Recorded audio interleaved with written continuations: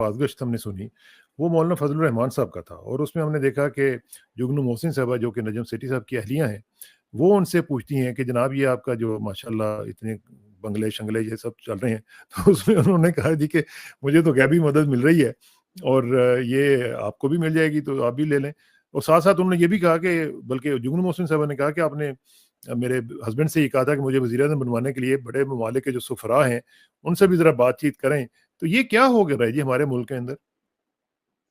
देखिए, हमने एक पिछले प्रोग्राम में बात की थी कि इन पे जो मनोसल्वा उतरा है, उसके ज़रिए इन्होंने तुर्की में भी इनके बेटे ने एक अच्छी खासी जायदाद हुँ, बनाई है। हुँ, अच्छा, जायदादें ये लोग बना रहे हैं, अब उनको ये शक होगा कि कहीं जुगनू मोहसिन को पता ना चल गया हो कि मेरी क्या जायदादें हैं। हुँ, तो हुँ, उन्होंने जब सवाल किया तो उन्होंने कहा वो ऐसे जैसे आदमी झींक के थोड़ा-सा हाँ, शर्मसार होते तो नहीं है सियासतदान, मुँह में शर्म हो तो वो इलेक्शन में दोबारा खड़े क्यों हों? हाँ, तो हाँ।